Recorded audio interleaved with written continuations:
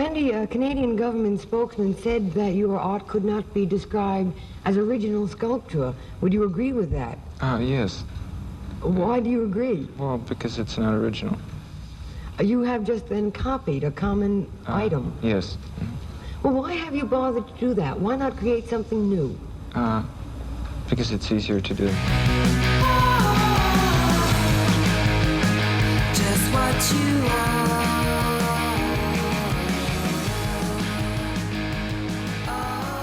Welcome to the Cinematic Void podcast. Cinematic Void is a cult film series that hosts screenings in the Los Angeles area as well as virtually. I'm your host, Jim Branscombe, and joining me as always is... What's going on? It's Nick Vance, Paranoid Futures on social media. You can find Cinematic Void on the World Wide Web at cinematicvoid.com, as well as Facebook, Twitter, Instagram, YouTube, and all the other places that you would typically find a fucking podcast. I mean, everybody knows where to find podcasts at this point, right? I mean, if you're already here, you can find it. I mean, we might have to start amending some of this shit because, you know... It's all good. But yeah, we're in all the places. That's where you can find us, but especially on Patreon. Yes. As I've just turned into a salesman here. What have I been up to? Some may ask me. Well, yeah, because you can see the note there that says, what's Nick been up to? Because I am senile and I will fucking forget to say, hey, what have you been up to? It's true. Sometimes you do skip over me. It's because I think nothing of I know you. that it's just so important. Everything that you've been doing is so important. No, but let me tell you what I've been doing. Nothing. I have nothing to say to you. Actually, really, the truth is, I've just been doing a lot of things with you, Jim. Actually, we've been just like we go running multiple times a week these days. So it's like. You know, I see you so much more now that we've been exercising together, and still we set up for a podcast and talk for like 3 hours before we even hit record, which is cool. But so yeah, we just never get enough. We've been running. I don't know. Went to I went to a show recently that I was that was awesome. We saw Makita Electronics at Knucklehead. Oh, yeah, we did do that. And it's a singer of Apartment 213 who is now a born-again Christian, and it's like Christian noise in a weird way. It's like worship, you know? And actually, I found out later, because he was on a bunch of, he was on Noise Extra podcasts, some friends of the pod. Yeah. Shout out the Connollys, shout out Gray. But I think in one of the podcasts he was talking about that, like, his noise act, he's like yelling Bible verses over the noise. And I didn't quite catch on to like the shit that he was saying, but yeah, he was just hitting you with like some Ezekiel fucking 1349, and the set was like 6 minutes long, and it was over, and it was like, yo, that was fucking ill. I mean, if church was like that, I'd probably go more often. True. Just like, I don't know. I was gonna say Austin 316, but that's not a real biblical. Apartment 316, dude. Nice. To just like if he had worked in the Stone Cold like fucking glass shatter into that, yeah, dude, I've been sick. But yeah, I thought his set was super intense, and then we also saw Allegory Chapel, and then we fucking dipped out. But and we saw E-Town a few weeks ago. We took a whole damn weekend off and saw him twice. Which was not planned. It's planned by me. Well, I bought the tickets like months ago, dog. I know, but the original intent was just to do the LA show, and then because... And then I was just like, yo, by the way, I bought fucking... Actually, you know what? You're right. I clicked on a link that said it was to the tickets for the LA show, and the link was wrong. It took me to the Pomona show tickets, and I didn't read a word on the page and just bought two. And I was just like, well, I guess I'm going to fucking Pomona. And we did. And then I immediately dug around until I found the tickets to the LA, which like weren't linked from the initial page. I wonder if that actually, I mean, that LA show was pretty packed too. It was packed out. Yeah, they were both decent crowds for both. We also, no disrespect to any opening bands, but like we did time it so we could just pretty much see E-Town. The first night it didn't work out so well, but like we were there pretty close. But like the LA show, we walked in the door and they were like, "Hello, we're E-Town." Basically, it was sick as hell. So I hate live music. That was one of the two of the best shows I've maybe ever seen. It was a religious experience. More so than the guy yelling Bible verses at us. Also a religious experience. But a different kind. In a totally different way. I mean, E-Town's been my, inspirational, aspirational thing as of late. And I'll talk a little bit more when I get into the mental health stuff. But, like, seeing them twice, because I haven't actually seen them since we saw them in 97. Mm-hmm. When we saw them in New Jersey on Halloween with Biohazard and 25 to Life. Fuck yeah. I did actually end up seeing them like a bunch of times after that. They played a bunch of times in like College Park with Hatebreed and a couple pretty legendary shows, really. But sorry you weren't there. Yeah, I mean, it happens. But yeah, man. Oh, that's the highlights for me, man. What's going on with you? I was gonna mention we also saw Dummy. Oh yeah, duh. I mean, that was like actually the most recent show we went to. Huh? Yeah, we saw Dummy like 2 days ago. What the fuck? Yeah, they were great. No, they were great live, and like they played the Lodge Room, which is, again, if you're in a band and you want me to leave my apartment to go see you, play the Lodge Room. Love that venue. I will automatically go see. I'm more willing to see like a band I've never heard of at the Lodge Room. Perfect size, sounds great. No, it's a everyone at the show is dressed like Doug from Nickelodeon. that when you said that, I think you said that on the what was it, the ride home? Probably so. Or were we jogging when you said it? I just remember just like laughing for like 10 minutes straight when you said that. It's like the fucking Beats were playing. Yeah. No Killer Tofu that night. But yeah, that show's great. Lodge Room, best venue in LA, hands down. I think the next show I'm going to go see Autopsy and Repulsion. Shout out to a friend of the Void, Scott Carlson. Scott's like, yeah, come on down. The only problem is at 1720, which is the middle of nowhere, like no man's land of downtown LA, I think. I've never been there, but actually, no, we had. Isn't that where we saw, where we see Broken Hope at? That was at Jules Catch One. Oh, that's right. But they're all, aren't they? I don't know. Yeah, you're right. Anyway, so because Scott's my friend and I love Scott, I will go down to 1720, which I avoided going to this whole time. There's many great shows there. Yeah, I just somehow never ended up there. Yeah, so I'm excited for that. Anything else going on? What have you been projecting lately? Who knows? Yesterday digitally I projected Out of the Blue. Oh, that's a great one. Which is for sure a great one with Shoot the Moon for Netflix. Both of those screenings. But I've definitely done some stuff both for you and for the cinema, like some great stuff lately. I ran M over at the Arrow. That was pretty sweet. I ran a print of Meet Danny Wilson, the Frank Sinatra movie, and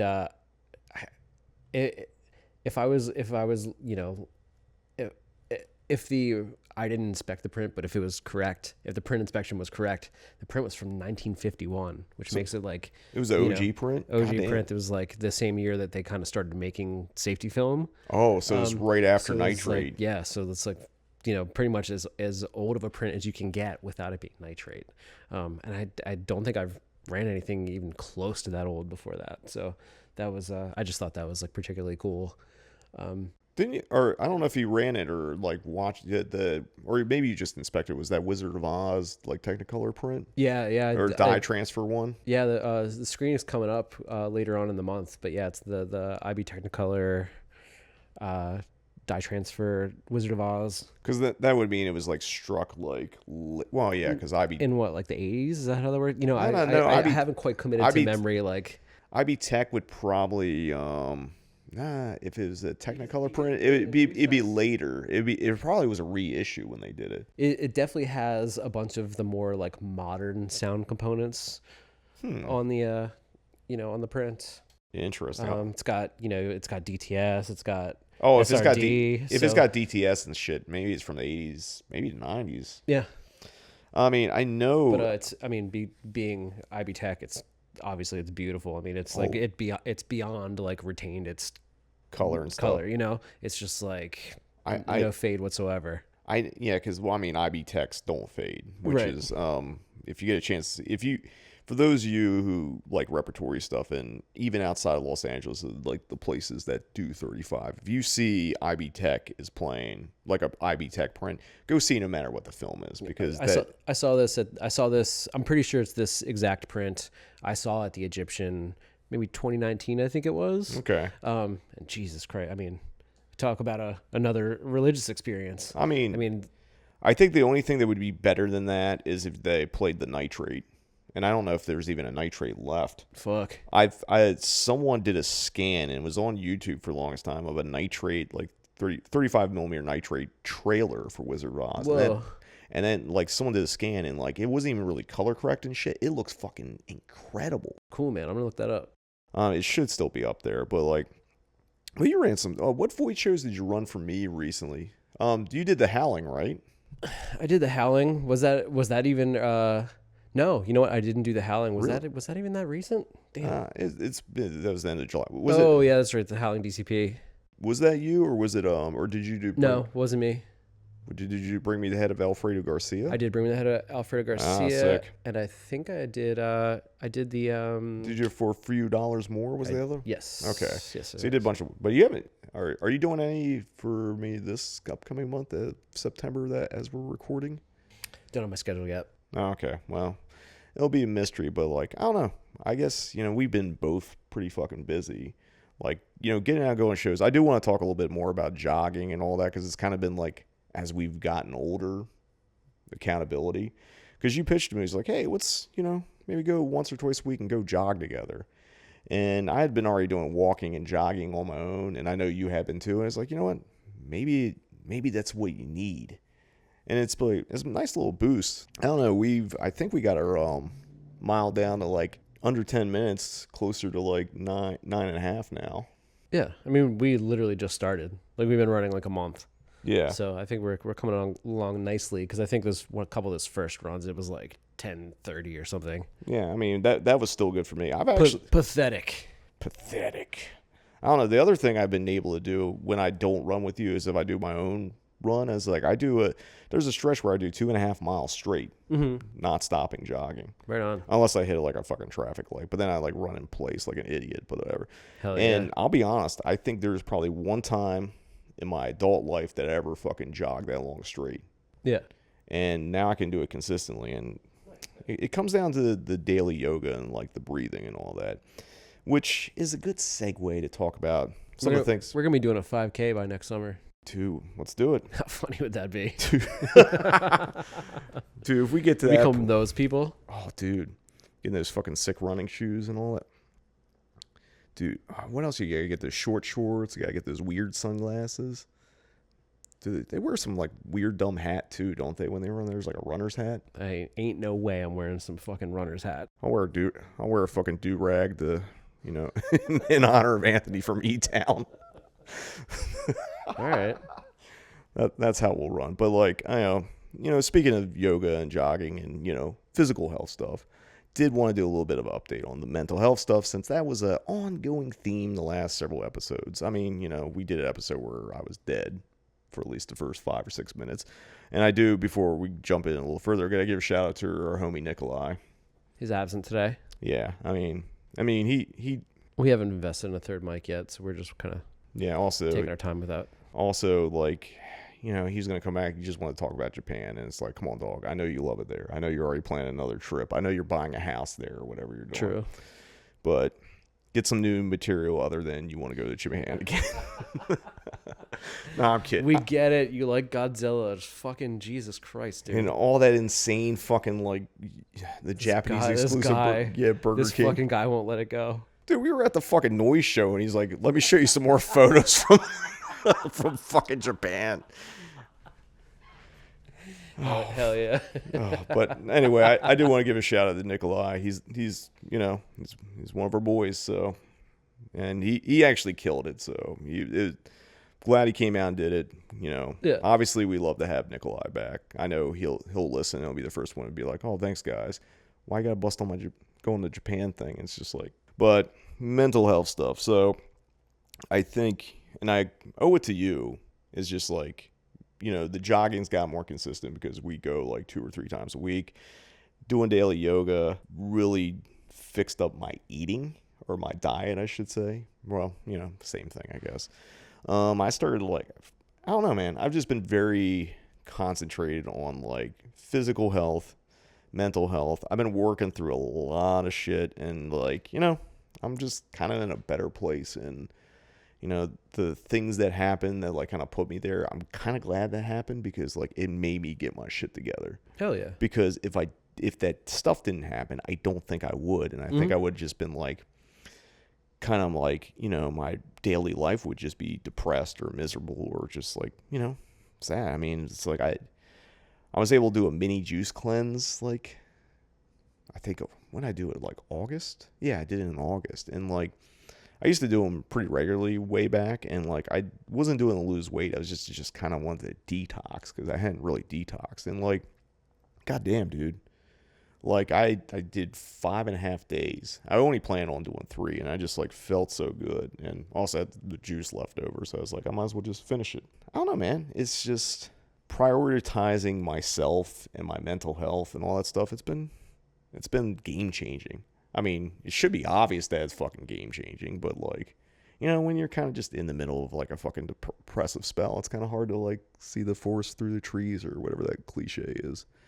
But I do want to like acknowledge that I got a few people that reached out after that last episode, which was, when the hell we recorded that? Like end of June?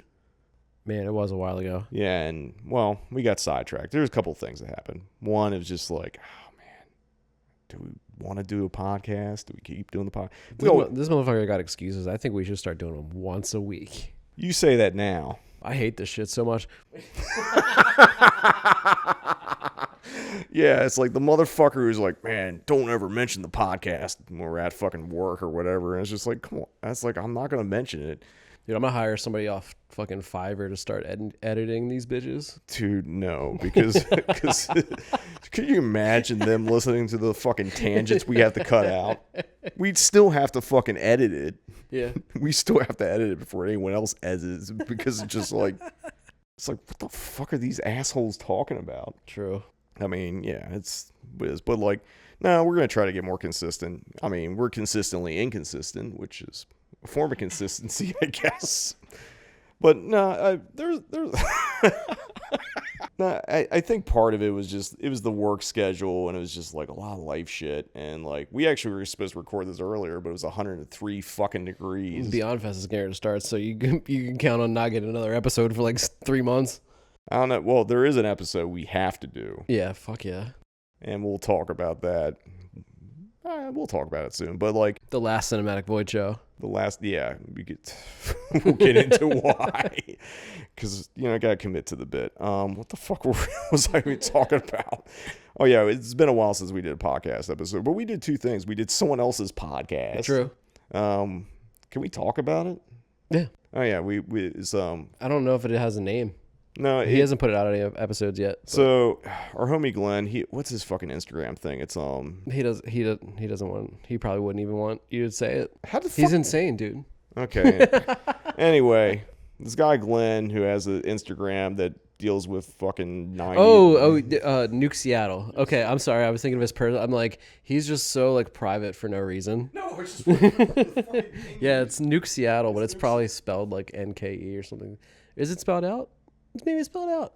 We could look it up, but it's Nuke. It's at Nuke Seattle. Yeah, on Instagram, and he posts clips of like 90s bands and shit, like all genres, like definitely a lot of grunge and stuff. But you've also seen him do like sludge metal, like Grief and some of the heavier stuff that was around the time. But anyway, he's doing a podcast on the band Hum, who if you're in the 90s alternative rock, Hum was a pretty significant band, if I could say that word. And we did an episode where we talked about a B-side because he's doing an episode on every single song by the band Hum in alphabetical order. So we did an episode on Aphids, which is a B-side, and it was kind of fun. Although he's like, oh, you talked for 3 hours. I want this to be an hour long, and then he's like mad about the fact that I like Cuckoo, and he's angry about. He's like, I'll cut out the elevated horror part because I don't like Cuckoo or whatever. And, well, you're wrong, Glenn. Cuckoo's great. But anyway, we did that. And we also did another commentary for Vinegar Syndrome, which I don't think we can reveal yet because I have no fucking idea when that's coming out. Oh, yeah, nice. That was really fun. I really like that movie. So that was really fun. That commentary I've never even heard that shit. I don't know. I'd never heard of that shit before. But I'm so glad to be there. Oh, that commentary is fun. Like, if you like the Redneck Zombies commentary, this is the next evolution of it. It's like, yeah, there's facts and us pointing out stuff, but goddamn, there's some good jokes in it. Hell yeah. I don't know. It was a lot of fun going back and editing, and it was just like, it was a blast. So, be on the lookout for that. I don't even want to give a release date because I have no idea. I know we had to do it on short notice. Like, hey, can you do this about this? Because we had planned to do a podcast. Like, well, guess we ain't doing the podcast. We're doing this commentary instead. Hell yeah. And then, I mean, that doesn't excuse the month after we did that we didn't do a podcast. But hey, we're doing one now, and you're listening to it. So there we go. I guess another thing we can talk about, both of us, is we're in the mixing process of that grindcore record we were doing with Chris Camden that we mentioned on the last episode. Yeah, we don't have a name. It's all good. But the record's almost done, and we're gonna get it mastered by Nick Townsend, who just did the new Nails record. So it's gonna be sounding sick. Yeah, like Turn my fucking ringer off. Jesus Christ. Someone trying to call. Sorry, I'm so unprofessional. It's fucking Koenko's texting me for some reason. He's asking Mike Quanka, who we work with. He's like, hey, you want to go to the beach or some fucking bullshit? I don't know. Look, here's a message to everyone, including you, Jim. Yeah. The type of motherfuckers would be like, hey, are you free next Wednesday at 6? Motherfucker, don't ask me if I'm free for shit unless you're telling me why, dude. You are notorious for that shit. And like, next thing I know, I'm helping you move. I'm like, yeah, I'm free as hell that day. I'm absolutely so free. And then you're like, oh, great. Yeah, but you can't ask somebody if they're free for something unless you're telling them why you're asking them if they're free. I mean, I feel like it's a two-part question because you need the answer. I mean, yes, I get that, but I feel like there's always something coming behind it. It's almost like you only ask it that way if there's something bad coming behind it, And, like really. So it's like, Mike isn't asking me like, are you free on Tuesday at 5 to go to the beach? It's something like, it's something else. It's something I don't want to do. I'll keep that in mind. I thought that everybody knew that. Just, didn't really think about it. Well, I think about it. You know what's fucked up? When I ask in that way, I'm not thinking about it. But when someone asks me a question in that way to me, it's like, what is this motherfucker up to? It's like, yeah, it's like, do I just not respond? Do I leave the shit on? Wrong number. Yeah, because anytime anyone's ever done to me, like your response, exact thing. It's just like, oh god, what's coming now, dude? It's like, what's happening? Dude, are you gonna fucking like, are you mad about something? Or are you gonna ask me to do something that, like, do I have to fucking help you get rid of a dead body? Like, yeah. Are you mad at me? So I don't know. For now on, when I have things to ask, I'll just say, hey, Wednesday, do you want to help me do such and such, or do you want to go do this, instead of making it a 2-part question? I mean, it makes it more dramatic. Man, I'll probably, if it is something bad, I'll still help you. Oh, that's good. But I would hope so at this point. You don't have to fucking couch it. You can actually just come out and tell me what the bullshit you're up to. Yeah. It's been over a fucking year since I moved. The last person I helped move was you. Yeah, sure. No, but yeah. Although part of you moving in here was getting what are you doing in like an hour? Dude, all right, I'm gonna tell this story. I may cut it, but like, because like Ken Foray did this shit to me. Okay. It was actually last year around this time. Next thing you know, you're helping Ken Foray move. No, it wasn't that, but like, I was stuck at the Boston Logan airport because I was supposed to be like flying to Maryland to go see Leslie for a day, and like that's when I had like a 12-hour delay because like the toilet was leaking in plane, and then there was this fucking thunderstorm, and I guess people forgot that you can fly in that shit, but they're like, oh, Baltimore fucking shut down the goddamn like airport, so you couldn't fly in. Mm-hmm. So I was there for 12 hours, and fucking Ken Foray calls me while I'm there, and I love Ken Foray, and he's like, what are you doing on next Thursday? I'm just like, oh fuck, what's gonna happen here? And I'm like, and it's like, but it's Ken. I don't think Ken was gonna ask me to move or something, or get rid of a dead. I mean, he might ask me to get rid of a dead. I think I'm free. It all depends on what you're fucking asking me. I said like I should be free, and he's like, all right, Musso and Frank's, like 5 p.m. He's like, wear a what do you call it? One of those like suit jacket. Yeah, wear a suit jacket, no jeans. And I'm like, what the fuck is going on? And that's how he left it. Right on. Yeah, I mean, ended up just having dinner with him and Bill Moseley. Then we went to some crazy fucking Hollywood party at a hotel in like West Hollywood, and it was cool. But yeah, Ken Foray hit me with that shit. I'm just like, what the fuck does Ken want? Like, what illegal thing is he gonna ask? Nah, he just asked me out. But I do get what you're saying about that. Yeah, it's a Anyway, where the fuck were we? We were talking about this goddamn grind record that will eventually come out, but you know, it's yeah. Nick Townsend, as you mentioned, is going to master it. He also did Fleshwater record, which is one of my favorite records of the last few years. So nice. He kills it. Like you were in a band with him. Actually, you were in 2 bands with him at one point. Yeah, he was in Kent State and Suspect. Yeah. So Nick, last time I saw Nick, I saw Chris Moore's goth band. I think it's called Vosh. Played at Gold Diggers, and Yeah. he came out for that. And it was good to see him. I hadn't seen him in a while, but Cool. like, yeah, shout out Nick Townsend. Yeah, shout out Chris Moore. I'll see him because he drums for Repulsion. So it's all tied together. Yeah. Synergy, as it were. I guess I don't want to do a long recap because I feel like the last several episodes were recaps and then me talking about being sad. So I'm gonna keep the recap to a minimum because, like, you know, it's been a while and we could do one, but I just kind of want to hit some of the highlights of what the Void's been doing. I do want to mention Roller Coaster did sell out. I know we talked about that on the last podcast, and really happy. Like, I'm really happy with that because I think next year we're going to be doing something bigger with it. Cool. So, fingers crossed on that. I do want to start with the Just end. bringing the actual roller coaster to the theater. Just going to Magic Mountain, stealing the car from the Revolution, just riding it out. I don't know. Actually, that's a good idea. Like, you know, funnily enough, like the people from ACE, which is the American Coaster Enthusiast, showed up to that screening because like the first roller coaster they made as like a roller coaster landmark was the Revolution from Roller Coaster. They're like, our organization exists because of the movie Roller Coaster. I'm like, Fuck yeah. that's fucking sick. But that's sold out. But like, I kind of want to start at the end of July when I did the Howling, and the reason why I'm starting there is like, with September, and I know we're not done yet, but like I basically sold out all my September shows at LF3. So with the Howling, I've sold out 7 out of the 9 Void shows, which is just insane to me. Like, yeah. I mean, I've talked about this year how like I haven't been having like as many sellouts, but the numbers are pretty much the same. So it's just kind of nice, and like they're all like the movies are vastly different how they sold it. So the Howling sold out, and I had Joe Dante and Belinda Blasky there, and that was fucking great. And right before that, the next month I was going to start with Bring Me the Head of Fredo Garcia, which you ran. Mm-hmm. And there's a couple people that Howling was like, oh shit, I love Alfredo Garcia. I'm going to go get those last couple tickets. And that's what they did. So I just kind of thought it was cool that, like, you know, I could sell out the Howling and I could sell out Bring Me the Head of Alfredo Garcia. And I want to mention both were DCPs. Mm-hmm. Which, you know, I know there's a few people, I'm not going to go there because, yeah, fuck you, you fucking film-only going elitist.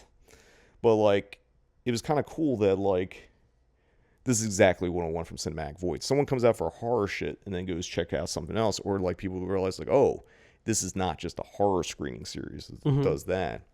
Which I think that for the past several years of doing these LF3 screenings, I've worked really hard to kind of do that. Rest of August was pretty good, but like ended up selling out a screening of Cockfighter, which I didn't know what that movie was going to do because like, you know, it's stars Warren Oates, directed by Monty Hellman. Harry Dean Stan's in it, and it was actually a brand new 35mm print that had yet to play in a movie theater. Oh wow! It was one of those John Davison, Roger and Julie Corman prints at the Academy, and like.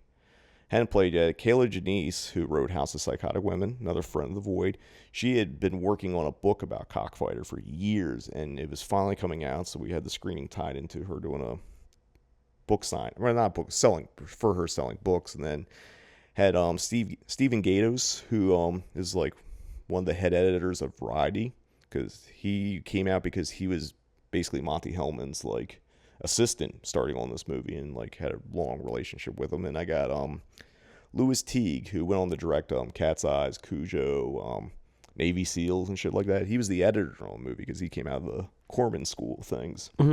So they both came out and told some really great stories. And like, I don't know, man, it was kind of validating to like sell out a movie called Cockfighter, which has real footage of actual cockfights in it, which isn't always a fun thing to watch. But that kind of led into September, where it's like my friend Jenna Valesco, who I'm actually tomorrow of this recording, I'm actually flying to Austin and do a screening with her there. She came out to LA for Videodrome, and that sold out.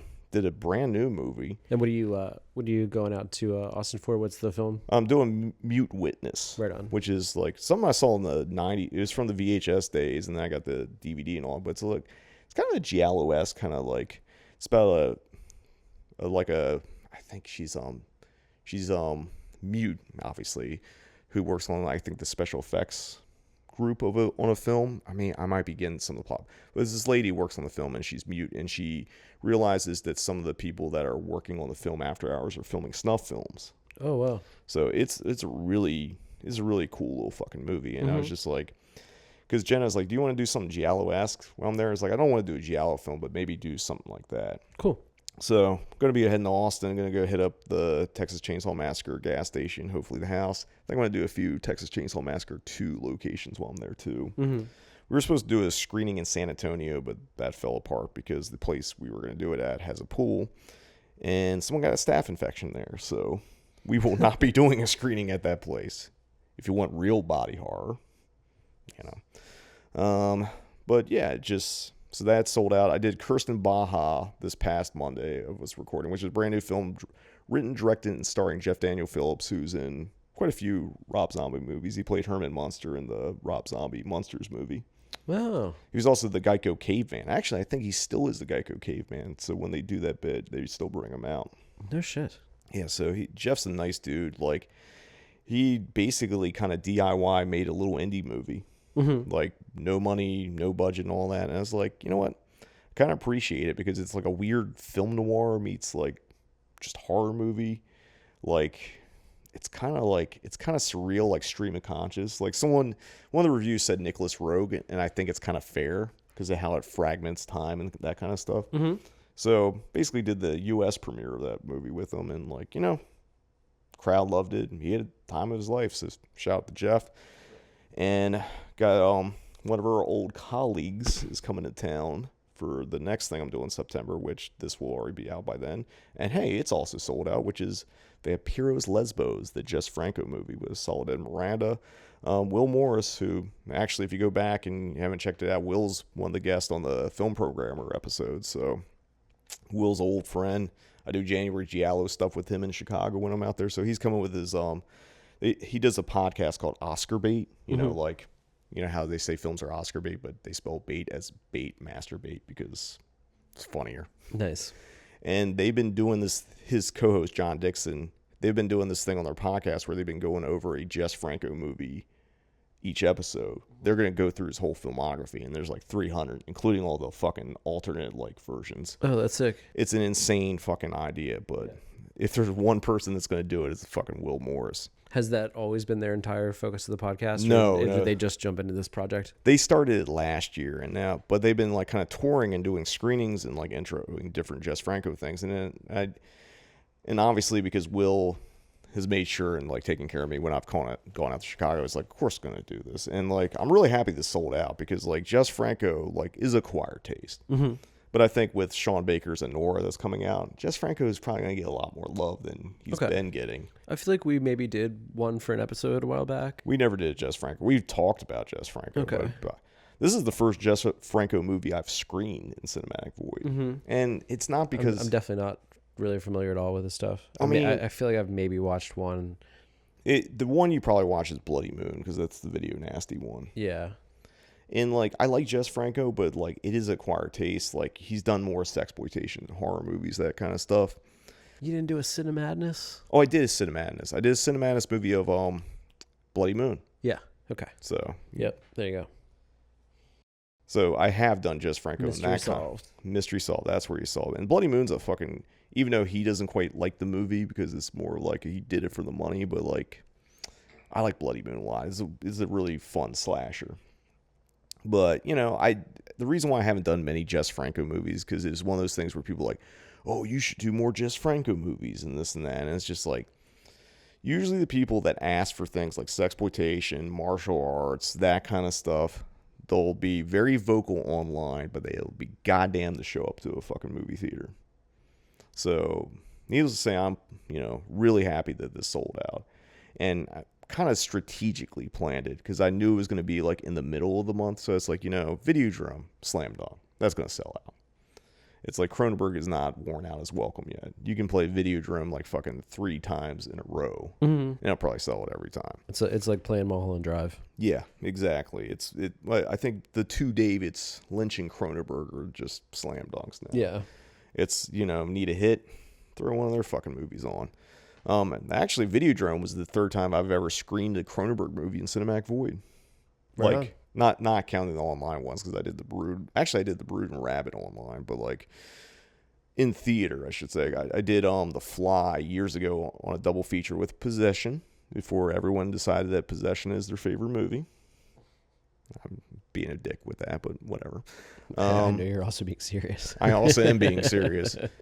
Yeah, because like I did it at the Egyptian. It was like both on 35, Fly and Possession, great double feature. Yeah, the memification of Possession has definitely soured it. Yeah, and a bit. I do love that movie, but like some of you are just fucking insufferable with shit. But anyway, Yeah, it's just, we don't need any more fucking bootleg Possession shirts. We're all Dude, how many we're all good. dude, I don't want to call anyone out, but it's like every time I see someone drop a Possession shirt, I'm just like, who the fuck doesn't have a Possession shirt? I don't own one. It's like, because I feel like, what's the equivalent of having a Possession shirt now? As we're going on this tangent here, what Is it the same people that had Joy Division shirts and Burzum shirts in 2008 are now wearing Possession shirts, and that's Dude, why you're mad? that's exactly what it is. the baristas of the world. You're just someone like at Starbucks wearing a Possession shirt, like with the green apron over the fucking Burzum shirt, God damn, and some septum piercings. We gotta cut the shit. No, we don't. No, we don't. This is staying. Anyway, let's just move off of Possession. Thick black frame glasses, this fucking septum ring, fixie bike to get there. Yeah, and then it's like, name 3 other Zulawski films. Now the same guy that will completely try to dox you for wearing a Burzum shirt, but still works at that same Starbucks. Yeah, it's weird, the journey of the Burzum shirt. I mean, truly. It really used to be a, outside of black metal, there was just a very particular type of person that there was like Burzum shirts were very popular. They were just very popular. Burzum shirts were popular. Obviously not quite, but like in that same way that, Nirvana's shirts are popular now, where like people were wearing them and didn't know what it was. Which is even funnier because it is Burzum, but like, I digress here. Anyway, to get off I still think Possession's a 5-star movie on Letterboxd. Don't get me wrong. Right on, cool. But, right on. I appreciate you acknowledging that. No, it's like, yeah, I get you. And this is actually going to lead into what we're going to get to for the actual topic of this episode. We will get there. Anyway, what the fuck were we even talking about? I was talking about Vampires Lesbos. Anyway, let's just move off of that. I can't remember where we're going with this. The last movie of September was, my friend Kevin, who co-directed Starry Eyes and co-wrote it. Him and his wife Lisa come basically every fucking screening I do on Monday. They had started like last March. And then we just kind of hung out, and we went and, like, when I was drinking, I would go get a cocktail. I actually still hang out with them, too, even though I don't drink anymore. But, like, we just hang out after the movie, and they just, like, is coming friends through movies. And I was like, it's the 10th anniversary of Starry Eyes. And we talked about it, and he reached out to his co-director, co-writer, Dennis Whitmire, Travis Stevens, who's been on the podcast. He was on one of the Umberto Lindsay, Carol Baker one we did a while back. I don't know what the episode number is, but I think it was part 2 of Umberto Lindsay when we did that January Giallo run. Who produced it? He's coming out, and Alex Esso, who's the star of Starry Eyes. So got a full panel there. Fuck yeah! And I'm excited, and that one sold out too. And recently Kevin and I went back, Kevin went back. I went with him. We went to a bunch of Starry Eyes filming locations around LA, and nearly died when we went to Radio Hill. In 110 fucking degree weather, we would fucking hike up a hill, no shade. Because I shouldn't say, because it will spoil Starry Eyes why we're there. But it's right near Dodger Stadium, and like in the background, you can hear like Dodger. Like it's like, all right, get ready for the wave, like some like crowd participation shit. Nice. But that was cool. So, But, you know, Kevin's my friend. I'm really excited to be able to, like, do this and do a big up screening of Starry Eyes. And, hey. Fuck yeah. As we wrap up here, I do want to hint at things in October because, you know, every year the Cinematheque does a thing called Friend of the Fest where it's a podcast thing. And every year Cinematic Void's in there. It's not really part of the fest, but, like, this year they made a point, like, this is a Friend of the Fest screening. And it's like, it ended up being Cockfighter this year. And I'm sure you would actually at some point want to watch Cockfighter, but it's like, that's not a Void podcast episode because you weren't involved. You were fucking projecting somewhere else. Yeah. And I know you came out and did the intro for Bloodletting this year. I think I was projecting Serial Mom that day. Oh, yeah. Oh, for at the Egyptian. Oh, went for Cockfighter? Yeah. Yeah. But yeah, you came out and you intro Bloodletting with me back in February. But I was like, I want to do a movie that I know means the world to you. So the first, I think it's trying to do math in my head. I think it's October 14th because I only get 3 Mondays in October because Beyond Fest. But I was like, you know what?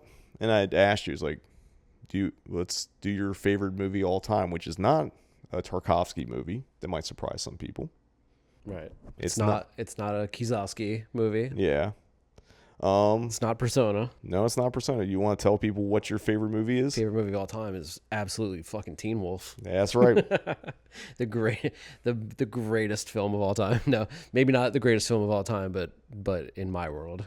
I mean, it's a movie that means a lot to you. It truly does. I could, and I will expound upon it.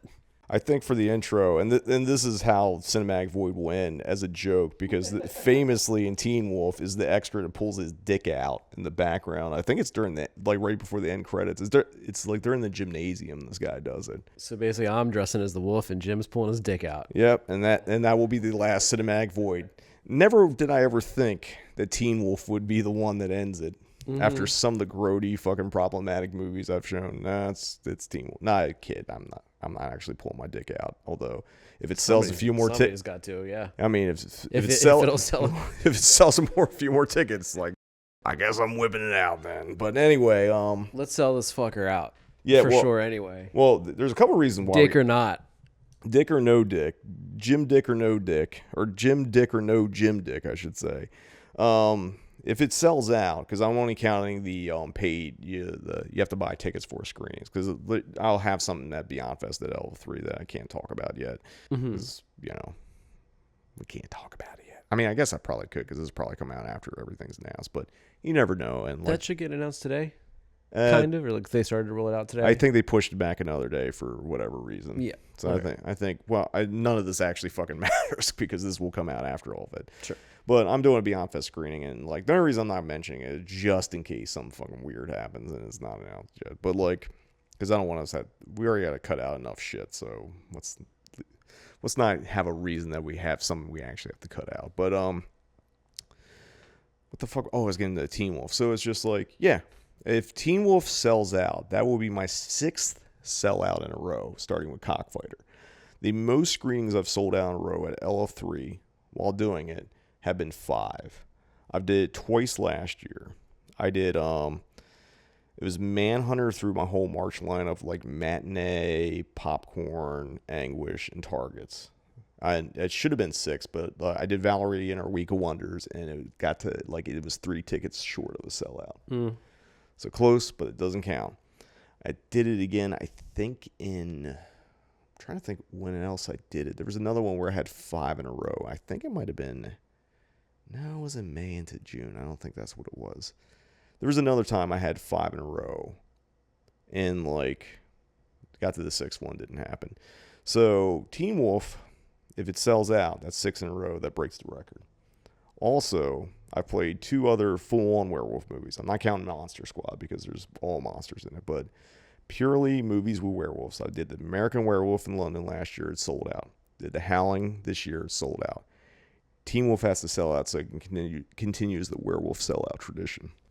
So lots of pressure. So, and we're gonna do a podcast. I mean, that's the trifecta of werewolf films right there. I mean, that's the 3. This is actually the big 3. Like, I just did a top 10 vampire film list. I probably should do a werewolf one, even though everyone knows I'm gonna put The Howling in number 1. But like, Teen Wolf would make it for me. Sick. I don't know if it'd be as high as you would rank it, but it'd definitely be on there. Because like, let's face it, there's not a lot of good werewolf movies.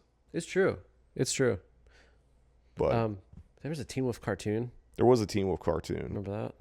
There was also Teen Wolf 2, which with Jason Yeah. Bateman, which is not very good. Yep. I was there. I was maybe there opening night. Were you disappointed because there's no Michael J? Dude, I hated it. Oh, I didn't mention we're showing this on 35 millimeter. Oh yeah, definitely. Like my whole everything except there's an added screening that's coming in October, but it's not a Void Monday. We're gonna be doing Mike Cuenca's film, Watch Them Come Blood. I think it's gonna be.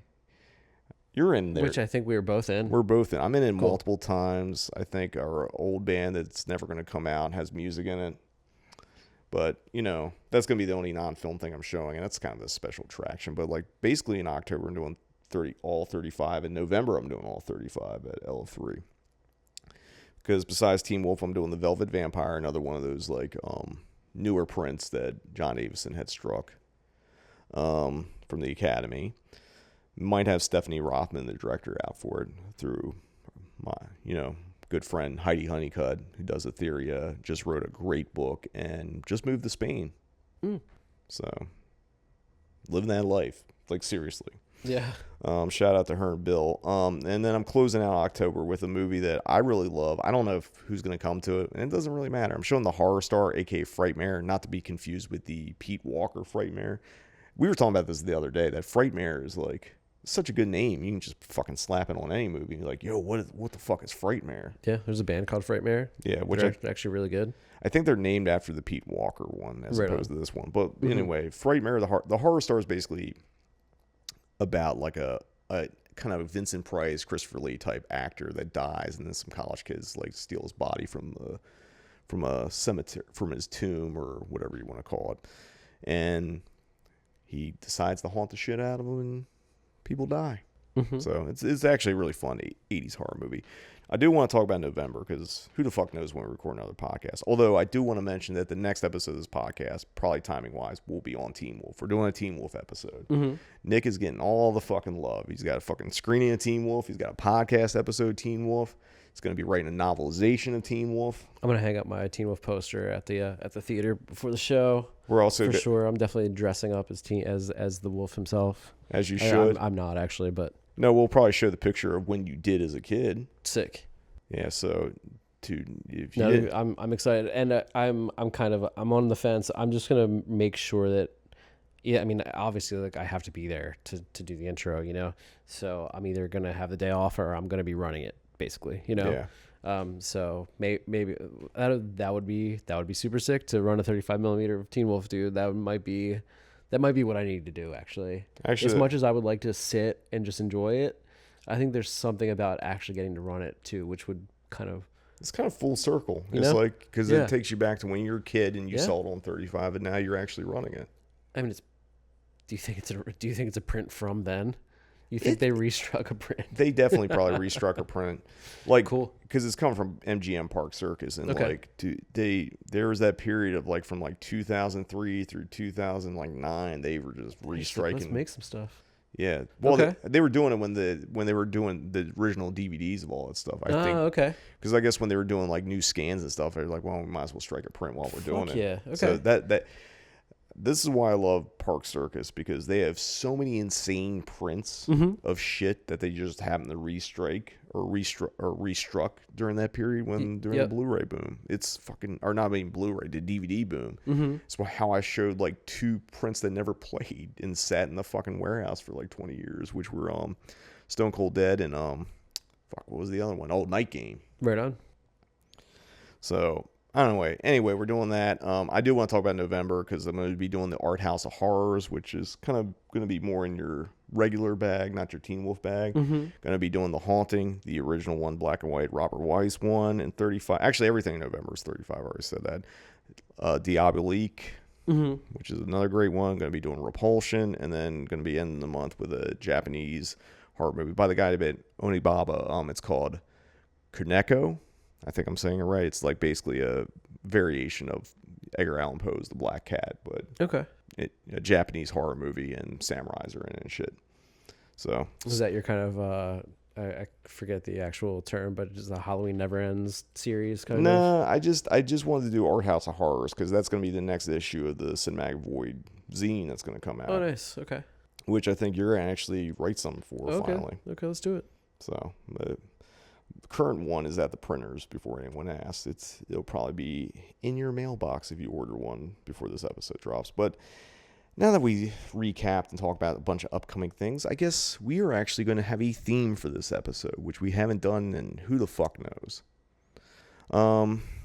We kind of hinted at it in a little bit, but I've been seeing a lot more new movies in theaters as of late, and there's a thing I've noticed from a lot of people, or I've seen a lot of reaction things, and like my thing is like I think it's nice that there's a good horror boom, and there's more of I think we're actually headed towards maybe another just a small indie or good studio movie boom coming up, and I think it's through A24 and Neon and things like that some of this is being propelled by. But the thing I've noticed is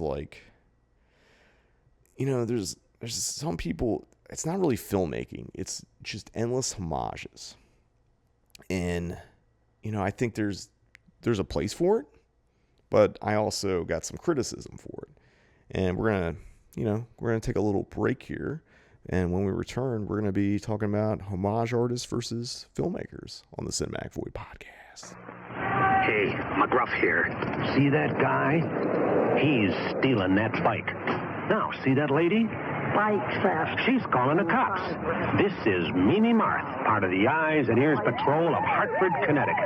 There's 126 of them, regular people like you and me, working together against crime. Here's another one, Albert Bell. Yesterday, it was his turn to patrol. Halfway down a block, Albert sees a strange man nosing around a Barnett's basement window. Gray jacket. So, Albert calls the cops, fast. And the cops pick the guy up fast. Way to go, Albert. When it comes to preventing crime, people like Mimi and Albert really make a difference. So could a person like you. Find out more. Write to Box 6600, Rockville, Maryland, and help take a bite out of crime. People tend to confuse me with the roles I play, which is ridiculous because I'm not a neat freak. For example, I just got a Beta Zoom copier from Minolta, but not because I can add toner without getting that disgusting black powder all over my hands. No, I got a Minolta Beta Zoom because it takes this mess of different size originals and gives back copies in one neat size, automatically. But that doesn't make me a neat freak. Of course, I'm not a slob either, The Beta Zoom copiers, only from the mind of Minolta. Welcome back. We are talking about homage artists versus filmmakers here on the Cinematic Void podcast. And what do I mean by that? Well, isn't anyone who makes a film a filmmaker? Yes and no. And what do I mean by homage artists? Well, we're going to get into that. So, I guess I should just go ahead and get into this premise here, right? Jump on in. All right. So, what I mean by homage artists, and I've seen this in a lot of films over the last few years, and there's different ways it's being done, but basically it's someone that just directly quotes a film or multiple films within their film and doesn't add any value to it other than hey, look, I've seen this film. Here's me recreating a scene from it. And this isn't something new. There's been plenty of filmmakers that have done homages or or been inspired by other films. It's been since the beginning of film. Filmmakers have stolen from other filmmakers or paid tribute or homage to Martin Scorsese, one of the greatest living filmmakers going, constantly makes references, homages to things in, to films in his films, but there's something different between doing that versus just kind of cold, photocopying something and just slapping it in your film. And this came from a bunch of movies that I had seen recently, new movies. And I don't know how many of these you've seen or not. So I haven't seen a single one of these, dude. All right. So this is going to make this slightly difficult, but make it a little shorter. That the opening segment did run way fucking longer than I think either was planning. But this is what happens when we don't do podcasts regularly. We have to talk about a bunch of shit. But anyway, I'm just going to highlight these films.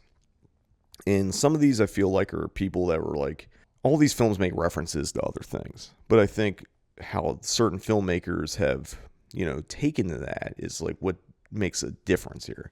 So I saw the TV Glow, Long Legs, Maxine, Cuckoo, and Strange Darlings. I saw 4 of these at the fucking Vista. Right on. I think 2 of these movies are A24 movies. 2 of these movies are Neon movies. And then one's through Miramax, Paramount, because Paramount now owns Miramax. And they all reference the past. And I'm going to start with I saw the TV Glow, because I think the way it handles nostalgia, past, and like kind of directly addresses the things you saw growing up and how they mold you as an adult, and like how you hold on to those things, and like when you revisit them, how your reaction is. I think I saw the TV Glow is fucking brilliant, because it's just the way it tackles nostalgia. There's some, obvious references to like Are You Afraid of the Dark, Adventures of Pete and Pete, like Buffy the Vampire Slayer, things like that in there. But it does it in a way that's kind of original. It's like it's acknowledging their existence and paying tribute.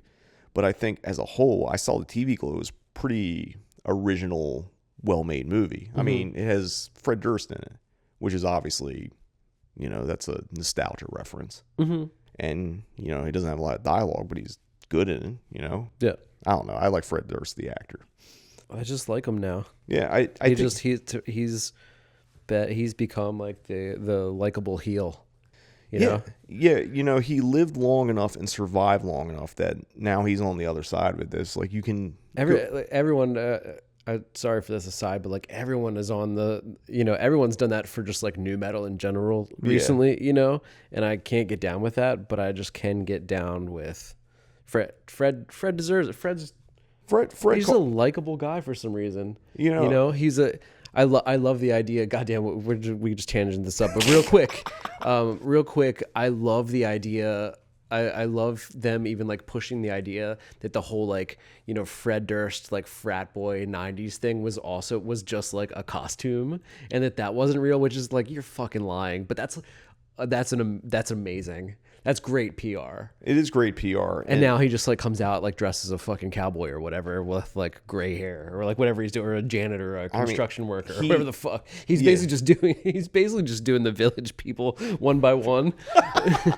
But I mean, that's something to say about like, and I think that's part of the reason why he's in the movie. Yeah. But like, things can age into themselves. I don't think I'm ever going to throw in a Limp Bizkit record, but I think Fred Durst as a person has obviously grown and changed from like the guy that wrote fucking Nookie or whatever. Like, I think it's just like, people are allowed to grow and change and evolve. Yeah. And, I don't know where I'm going with this. I guess we should probably just move off the Fred Durst sidebar here, but like, I think with I saw the TV Glow, it's like there's homages and references to things of the past that I had seen. And I was all for it because of the way it was handled. And it makes you question your love of those things. I can't say the same for Maxine. Yeah. Where it's like, Ty West is kind of frustrating to me. Because I think he's actually talented, like super fucking talented as a director, as an editor. Like, his movies look good. They're well shot, all these components, but it's just like there's just something, and I don't know what it is. And I see it over, even in the movies that I really love, like, fucking House of the Devil or like The Innkeepers, like my two. You've started to realize that it was always that way. No, I knew it was always that way, but I feel like as he's gotten more money or bigger budgets, I don't know. I mean, I'm assuming A24 is like giving him a little bit of money, but like. The string of like fucking X, Pearl, and Maxine, like, and he's not the only one guilty of this. It's like there's a lot of references to movies that he's seen, and I know people loved that trilogy, but it's just like I couldn't really love it or get behind it because it just looked like it's like I get the point that and I'll start with X. I know you saw Texas Chainsaw Massacre and Eaten Alive. And I know you're referencing those things, but you're not saying anything else with them. You're just basically saying you saw those movies and you're doing your version of it, but it's not really your version because it's so fucking close to what those movies are. It feels, it's a photocopy. Yeah. And I think Pearl kind of breaks away because Pearl's just fucking weird. And I think because what he's like homaging in that one is like, you know, musicals and Technicolor and things like that. Mm-hmm. Also think because Mia Goth had a hand in writing it, it added a different perspective. And I think like out of the three, I think Pearl's the best. And I think it actually has more to say. But, you know, Maxine, I saw a trailer for it, incidentally enough, in front of it. I saw the TV glow, and I was like, this looks like it's going to be my shit. But I was also hesitant because of just, you know, having seen Ty West movies. And I went and saw Maxine. Well, but when you saw that trailer and said, like, this looks like it's going to be my shit, would you even acknowledge that because, like, at the time, it was because it was referencing those things, you know? Part of it was, it's like, okay, cool, you're going to do Angel and stuff like that. Like, you know, it was very apparent what it is. And it's like, but there's this thing that he does in all of his movies where he just kind of like, he takes good ideas and takes from things that I really love and then goes the most generic fucking way with them. And I know that seems kind of harsh, but it's the only way I can put it. Because like with Maxine, like Maxine is like almost a secondary character in her movie. And I'm going to break down some of the stuff. So there is definitely like, he's definitely, you know, pulling from LA Sleaze movies. And like, you know, I did on YouTube, I did my top 10 LA Sleaze movies things. And like, you know, there's references to Vice Squad, which I screened this year with Wings Hauser and Gary Swanson. I had showed fucking Angel down the Frida. That's referenced in there. I've definitely shown Miss 45, which is referenced in there, even though that's a New York movie. Body Double, which didn't make my list, but it's a great Brian De Palma LA movie. Mm-hmm. And it's like all these apparent things. There's a subplot that isn't a subplot about the Night Stalker in it that goes nowhere. There's a killer that's dressed like a giallo killer that looks absolutely perfect. But then just like, it's all these things and references, and they don't add up to anything other than, I get it, Ty, you saw all these movies. Mm-hmm. And then I think it was a Letterboxd thing where they asked Ty his top 4 fucking things like they do for all those Letterboxd things. And like he put Angel and Vice Squad in there. But he's like, oh, they're not really good movies. I'm like, motherfucker, if you're going to reference these movies and you have no relevance for them, you're like, oh, there's, you know, okay things you watch. And it's like, no, fuck you, dude. Going back to Martin Scorsese, he said Vice Squad was the best movie in 1982. Okay. And I just feel like if you're going to quote movies and you're just quoting them for what, cool points? Yeah. Well, I mean, is he suggesting like, well, I saw Angel, but I wish it was good. I did this to make a good version of it, is what he thought he was doing, you know? Yeah, but he's not. It's like, and like there's plenty of things. Like there's Universal backlot stuff, which I'm a sucker for. They go up to the fucking Hollywood sign, which, like, you know, Hollywood 90028 has the best end Hollywood sign thing. You know, and Hollywood Boulevard that Joe Dante and Alan Arkish directed. Like, there's a big Hollywood, like, sign scene. There's, like, I guess in the 70s and 80s, you just walk up to the fucking sign and, like, just fuck it up. Now it's, like, fenced off, and you hop that fence, they have a helicopter right on your ass in, like, a second.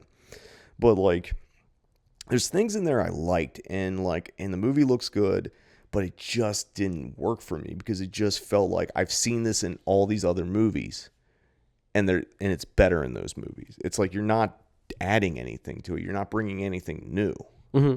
And that was my problem. It was like a collection of things of like, okay, Ty West has seen these movies, and I don't know if he rewatched them and he was on his phone while, you know, he was rewatching them for reference to make the Maxine. It just felt fucking carbon copy fake. Like, there's a part of it where, like, you know, both Vice Squad and Angel have, like, Hollywood Boulevard montages, and he kind of creates and references them directly, but he does in the Brian De Palma split screen style. Gotcha. And it's just like, yeah, you're just doing De Palma doing Vice Squad, but you're not, it doesn't feel like it's coming from a Ty West. I don't even think there is a Ty West. I think it's just like, you're just regurgitating what you saw. And that, to me, is homage artist. You're not adding anything of value to it. You're just referencing. Yeah. And, you know, we'll talk about kind of the king of referencing and homaging movies, but why it works for him and doesn't in a little bit. I just want to talk about some of these other movies. So, saw Longlegs, which a lot of people loved. I actually ended up liking it. I didn't think I would. But I had to go to some lengths to, like, mentally as I'm watching it. I found these weird threads, like, you know, I think Longlegs essentially is procedural, like, you know, Silence of the Lamb with some weird occult shit in it. And I know a lot of people didn't like it. I know a lot of people like fucking think it's the greatest thing I've ever seen. I think it's good. I think Oz Perkins, son of Anthony Perkins, is a good filmmaker.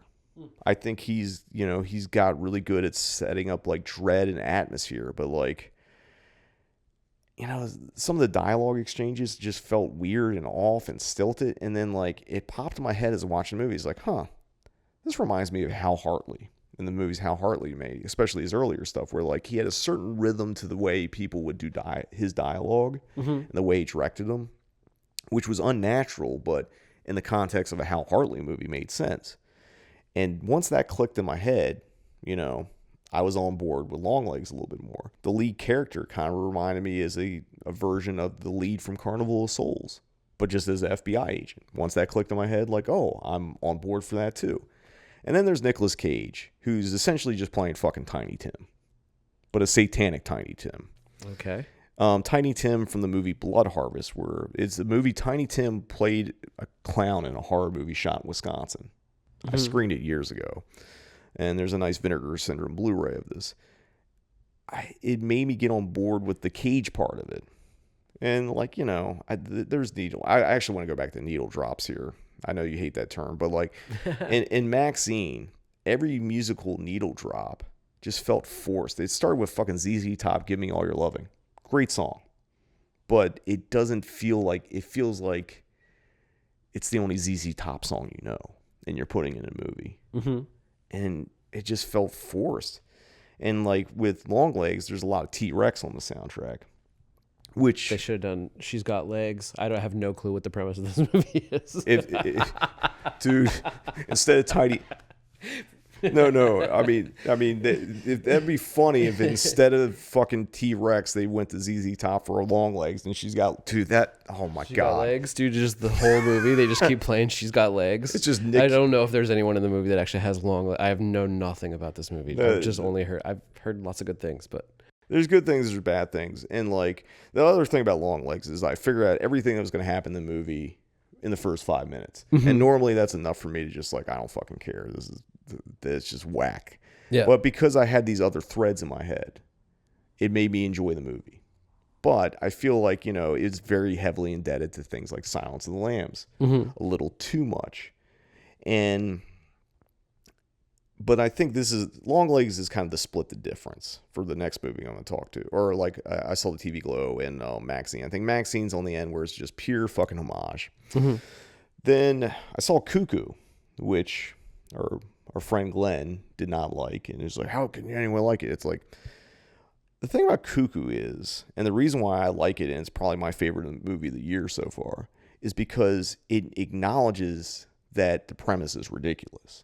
Like it's not pretending it's, you know, elevated horror or high art. It just like, this is the premise. We're fucking rolling with it. You're either going to like it or you're going to fucking hate it. Yeah. I saw it twice in the theater. I went and saw it with Kevin and Lisa, and I saw it with Cuenca the second time. Okay. And Mike had made a reference. He's like, you know, because of where they shot in like the kind of Swiss Alps on the Switzerland-German border or whatever, it reminded him of Phenomena, the Dario Argento movie, because you see a lot of that kind of landscape in that movie. Cool. And it looks the same. But it's not like, I don't think it was a direct reference. I just think because the guy that directed it, like, is from Germany. So obviously this is his home turf. I just recently watched his first movie for the first time with Leslie on Shudder, Luz. I know Beyond Fest played it like 2019 or whatever. Okay. And I'm kind of glad I saw, you know, Cuckoo first, because like with Luz, I get to see like kind of like, they're not the same movie, but you get to see the vision of someone that's just who's just naturally doing something that's weird and original and unique and interesting. Mm-hmm. And then you get to see him get a little bit more money and kind of expand on it, just go for broke. Like Cuckoo's a fucking blast. I think Dan Stevens, like just playing like a German fucking doctor, or no, not even doctor. He's like just runs a fucking hotel and has a lot of money. Like he is fucking having the time of his life in this movie. Dan Stevens is just like, put him in all the genre movies because he's fucking just having a ball. But Cuckoo, and I forget the name of her who was the lead. Yeah, Hunter Schafer. Yeah, I've never seen, what was that fucking show she was on? Euphoria. Euphoria. I almost called it Entourage. I feel Euphoria is just like the fucking the Gen Z version of Entourage. Maybe it is. I don't know. I haven't seen it, but she's great in it too. Like actually, everyone in like Cuckoo nails their part and just kind of rolls with it. And like again, it's just a unique twist on things. And it's like it's not trying to be like so serious, which is kind of like I think when we talk about elevated horror here, where people's issue with elevated horror is like they think, you know, oh, it's thinks it's smarter or better than you or things like that. But like it doesn't pretend to be something it's not, which is the problem with like I think Longlegs is guilty of it. Maxine's definitely guilty of it. And the next movie I'm going to mention here, Strange Darlings, is definitely guilty for. So Strange Darlings is kind of a weird reference to like the Pulp Fiction 90s like indie mid-major fucking boom of movies. And here's the thing that kind of like set the tone for me where I was like, I don't know if I'm going to like this, is like, it was a movie that was shot on 35 millimeter. I think Giovanni Ribisi, who was like an character actor, was the DP on it. And I'm like, that's kind of cool. Yeah. But the first thing in this movie was the card that says shot on 35 millimeter film. I'm like, I know there's been other movies shot on film like in the past several years. And the fact that like, I saw the director trying to defend it, you know, on Twitter or whatever. It's just like, dog. It's a little cheesy. No, it is fucking cheesy. And then what it did after that. But like you said, if I can inspire one other director to also shoot on 35 millimeter, you know, blah, blah. And I agree with that sort of, you know? Yeah, but like, it's just, it takes you out of the movie right off the bat. Figure out a different, I don't know, fucking put on the poster. Yeah. You know? I think it's literally the first thing that pops up. Right.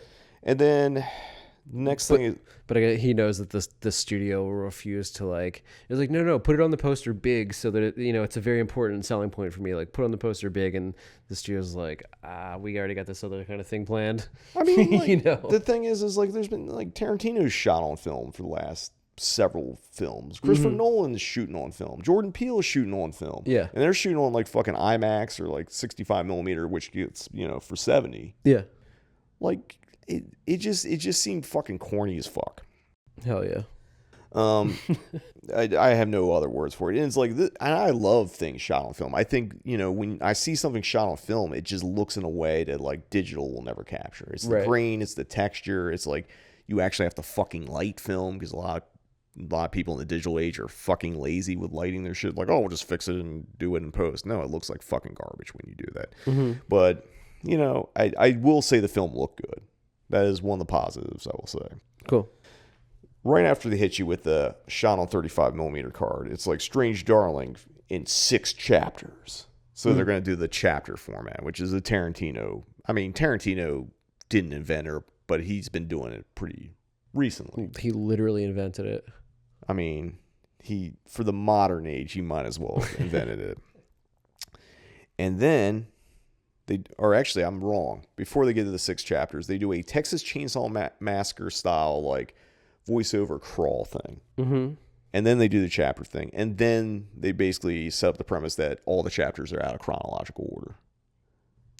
These guys. So it's basically every fucking trope all at once. And it's just like, okay. There's parts of this movie it gets really fucking good. Although my favorite scene has nothing to do with the main plot. It's that there's a little subplot involving characters played by Ed Begley Jr. and Barbara Hershey. And they play some like crazed, like, you know, one's a hippie, one's a biker. They live out in the middle of nowhere, fucking Oregon. And they're obsessed with, you know, spotting Bigfoot. And they make this insane breakfast or Ed Begley's character makes an insane breakfast that they eat. Like, whatever's going on with their characters is fucking solid gold. Mm-hmm. That's the movie I actually want to watch. Yeah, you sold me on that. They're like, that shit's great. There's also a character in it that has like 2 lines of dialogue. That is my favorite character in the movie. Where like, someone's like, he's got a gun. He's like, well, so do I. And pulls out a gun and like doesn't do anything with it. But it's the way that guy delivered the line was just fucking phenomenal. Mm-hmm. Now, because it's jumping around chronologically, it still ended on chapter 6. So it's like, what was the point to like kind of divert like, you know, the intent? It's like, Right. I don't want to spoil it because it's still kind of new, unlike the other ones that I haven't really spoiled any of them. So I won't spoil this. But like, it just felt like, and I went and saw it with Kevin, and it was just like, if you're gonna jump your chronological timeline, Right. you know, You say do the ending first, and then you tell them how you got there, or not even do you the know? ending first. Like you can do the ending like second or third, but the fact that the last chapter is like, and then it wasn't even the last chapter; they had an epilogue. So then you follow it up with that, and it's just like, come on, man! And it just like it got to be exhausting, and not in a good way. It was just like this is just kind of like, you know, it's a movie that like kind of prided itself on being very clever, but it wasn't as clever as it thought it was. And then I saw some reviews online where they're calling out like, you know, in the course of Me Too and misogyny and like that kind of stuff, that's definitely involved with the last chapter and the epilogue. And I was like, you know what? I'm not reading into it that much. It's fun. I mean, Mike Quanka made a suggestion on how it could have been better, and I actually think he's right. Where it was like, there's two cop characters that show up at the end, and he said if the roles were reversed, I think it would have played better and wouldn't come off the way it did. But like, to me, it just didn't fucking matter because the movie was already a fucking mess. It was very much of the 90s indie Miramax boom, and very much kind of in love with the idea of like what Quentin Tarantino does. Yeah.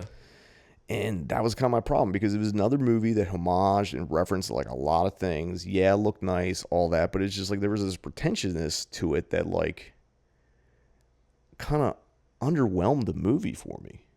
And like it just felt like, you know, it's not, what are you fucking saying? Right. Again, it's just you're referencing all these things, you're doing all these like cool long dialogue scenes, which like honestly to me was just like during those exchanges, it's just like, just fucking get on with it. Because once it fucking like the action part going, which also I think was a detriment to breaking it up chronologically, because you have like a fucking really high impact, intense scene going, and then you cut to the fucking two people talking in a truck. Yeah. And it doesn't land the thing I think. I mean, it just didn't work for me. I'm sure there's other people, because there's a lot, like I might be one of the lone people who don't think this movie is a fucking masterpiece. In fact, I'd say like out of like all the movies I mentioned, it's the least favorite of the movies I saw. Oh, okay. Like if I'm going to go from favorite to least, it's Cuckoo, I Saw the TV Glow, Long Legs, Maxine, and Strange Darlings. Right on.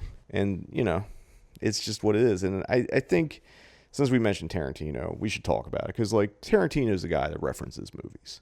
Right. Made a career out of it. From Reservoir Dogs on. Like, even even stuff he wrote, like Right. True Romance and things like that, have references and homages, like, to things. And I think what kind of separates Tarantino from a lot of people that take the same philosophy of him, like, you know, homaging and referencing stuff, is that Quentin's got a voice that is uniquely him. Yeah. Like, yeah, he does the thing that these other people aren't doing. Yeah, he might reference like a fucking like, you know, a fucking Japanese movie that like only certain people have seen, or a fucking Italian horror film, or whatever. Yeah. A fucking 70s fucking car movie. But he does it in his own voice. So he adds his personality to it. And I think that's why it separates him from being just a homage artist. Absolutely. It's, you know, you make the joke that like, you know, I don't even know if fucking Ty West is a real person. Well, one thing I can tell you is that Quentin Tarantino has a lot of personality. Oh, yeah. You know? And so, yeah, you're absolutely right. He injects his own personality into the films.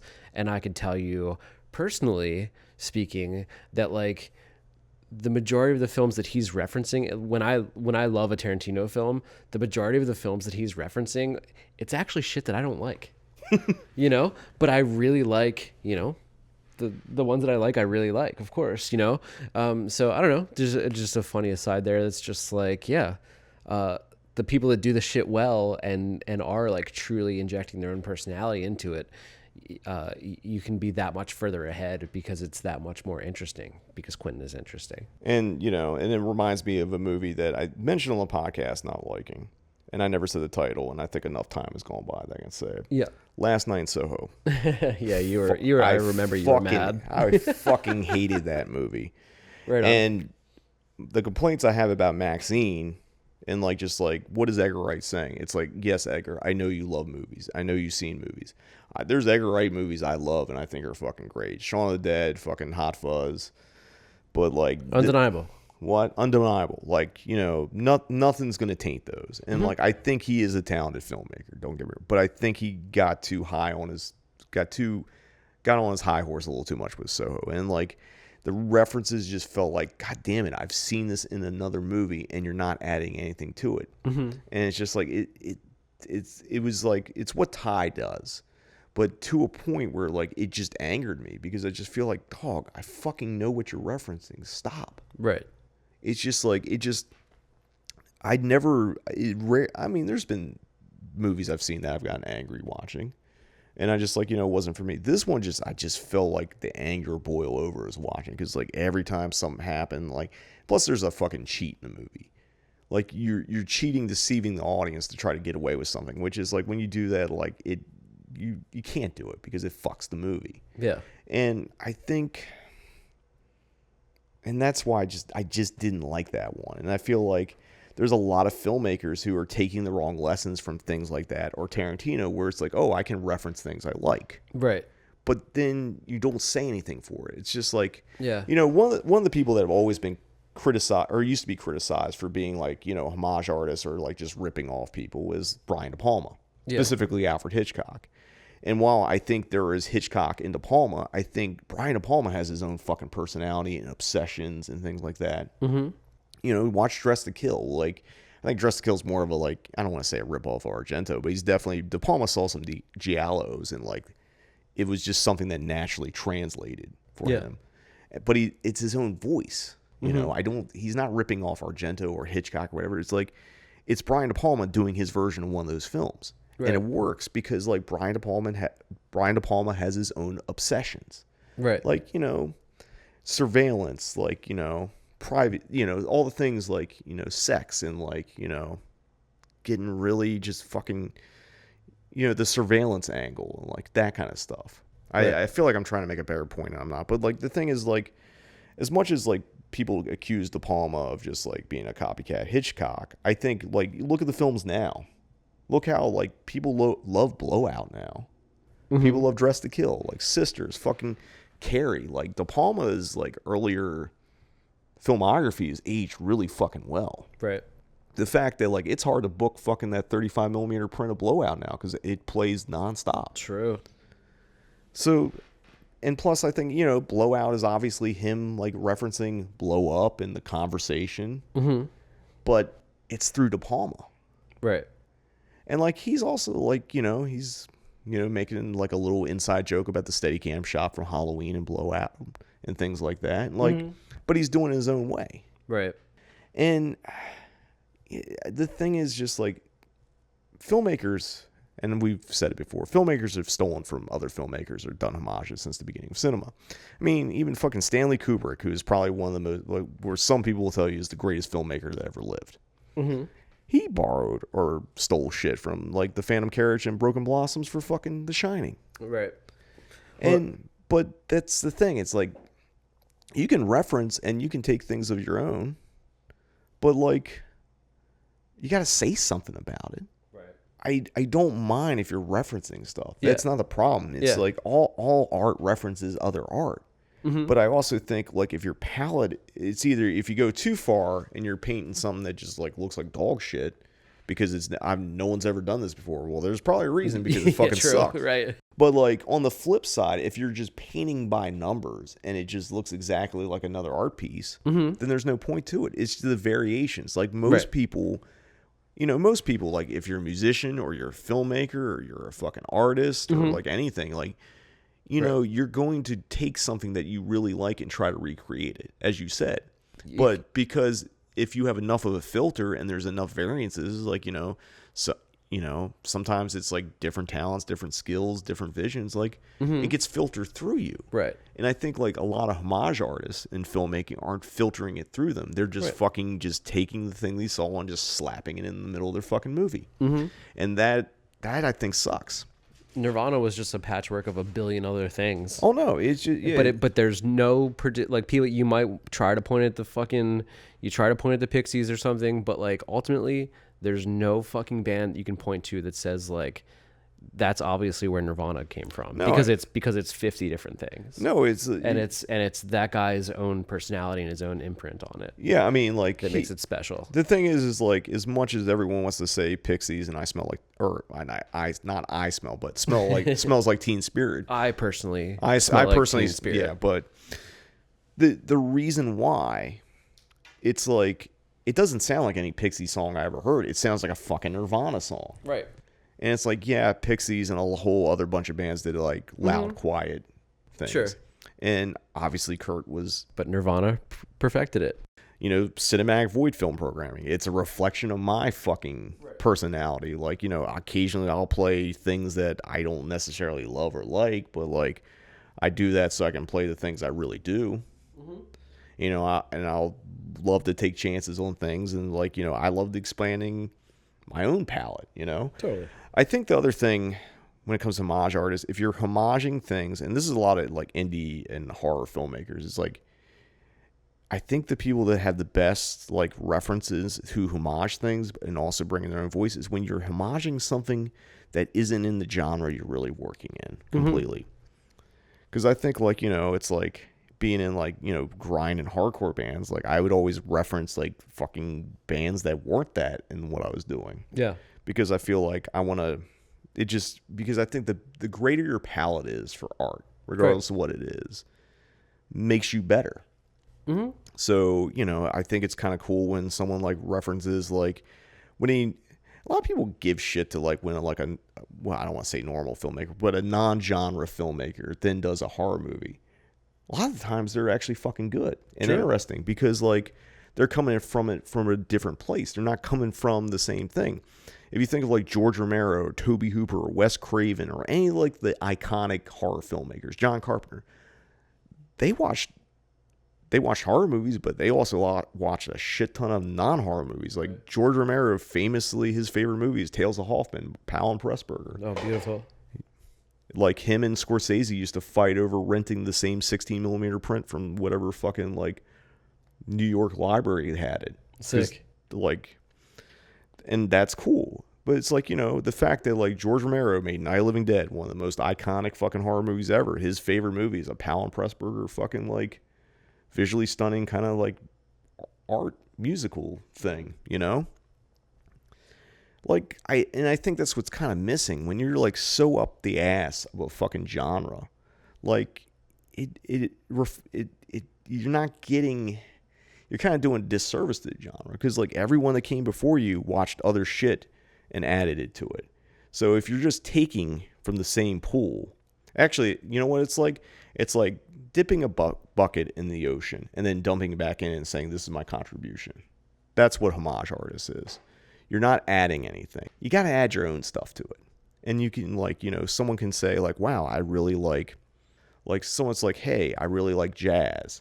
I want to do like a jazzy horror movie. I mean, that's probably a terrible idea, but like, you know what I mean? It's just like coming outside the box and not just like taking things like, you know, the thing of why like Vice Squad's so fucking good is because Gary Sherman directed it. Like he only made a few movies. He directed a lot of commercials, but like he understood what he was going for and like, you know, understood the vibe and what you're going, like people, I don't think people understand the vibe or the intent of their movies. They just want it to be like the movie they're referencing instead of like, what do I want to create?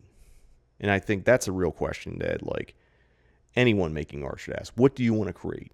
What do you want to put out in the world?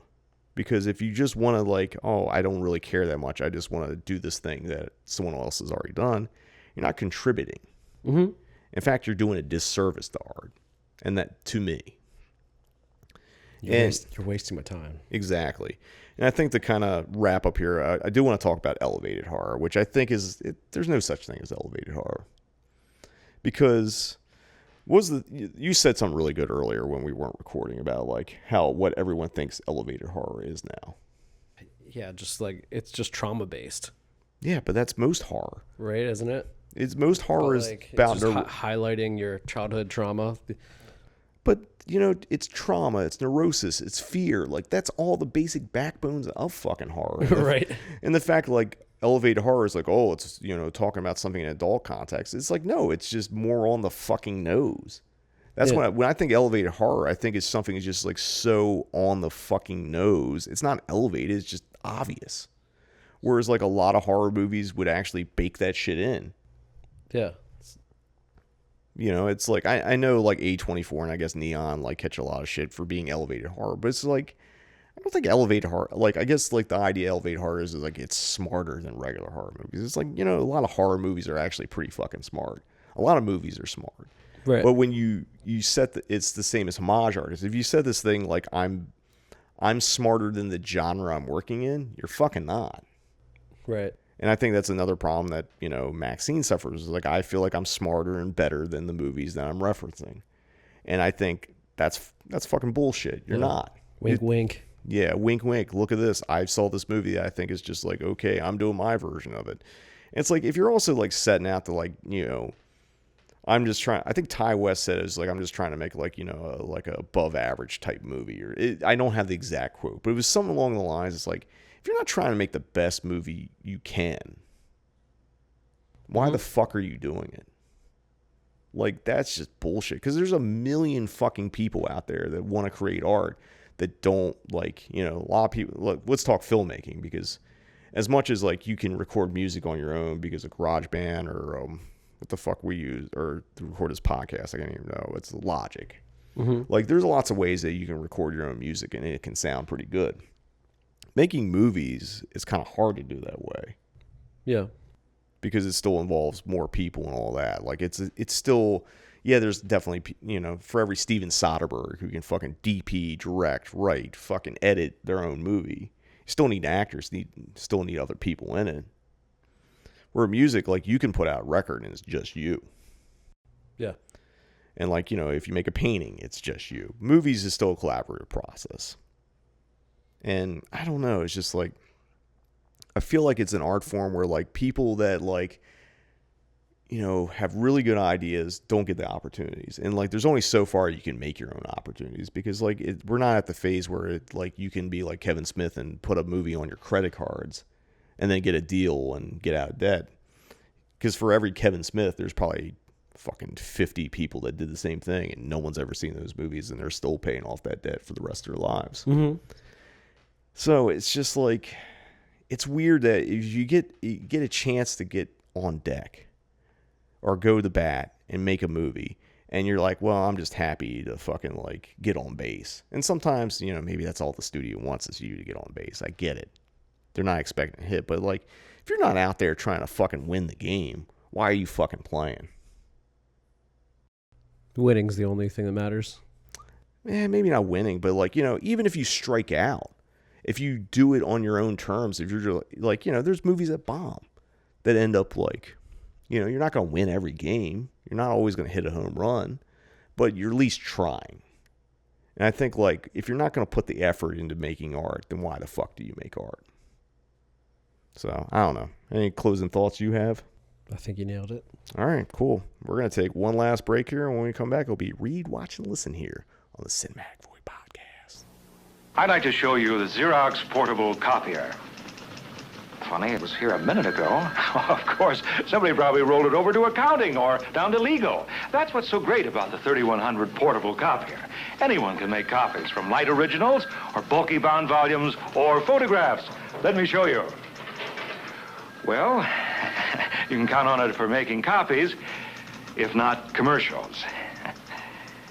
I got magic copier, look what I do. I draw a great dog, and now I have two. I draw and I doodle, make copies you see. Great copies I keep just for me. Magic copier lets you change paper from pink to yellow, white too. I hang my work on the refrigerator, 'cause that's what my mom loves to do. Magic copier comes with all you see. Batteries not included. New from Ideal. Welcome back. It's now time for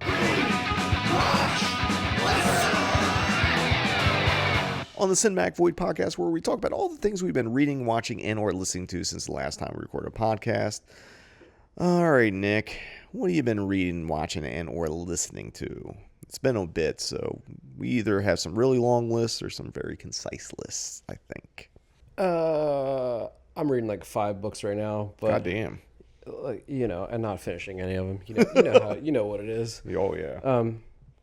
But I'm still flipping through like Silly Boy. I think I've talked about. It's like, it's just the last 5 books I've mentioned on the last 5 podcasts, basically. Silly Boy, Peter Vack. I'm kind of skipping around through Slashing Towards Bethlehem, Joan Didion, but it's like a bunch of like kind of little shorts, so it's nice to just jump around on that stuff. But yeah, I have been reading, and that's the important part. I kind of been watching movies again. I recently just bought the Criterion of the original Beauty and the Beast, which is just a fucking banger for sure. And an amazing work of art for like, it came out in fucking 1945 and it has some crazy effects. Like, I don't know, I just think it's fucking cool as hell. And I love those fucking like the arms coming out of the wall holding the candles and shit, and like that sort of thing, like being in the Disney cartoon. Yeah. And I didn't realize, I definitely didn't think when I was, this is not the first time I've seen it, but like the first time I did, I was just like, whoa, what the fuck? Yeah. You know what I mean? Like, oh, that's so sick. Okay, cool. I just watched Apocalypse Now for the first time since like a sick day from high school in the 90s. So it was really can I ask cool which version you watched? It was the Redux, which is just on the Criterion channel right now. So it was kind of the easy way to watch it, and I've been wanting to go back in on it for a long time. And yeah, so I sat through the French scene. We did it. You went to French Indochina. Yep. And then I watched Hearts of Darkness, actually, kind of right after. So that was cool to see the background of it, And then I just watched Tangerine, Sean Baker.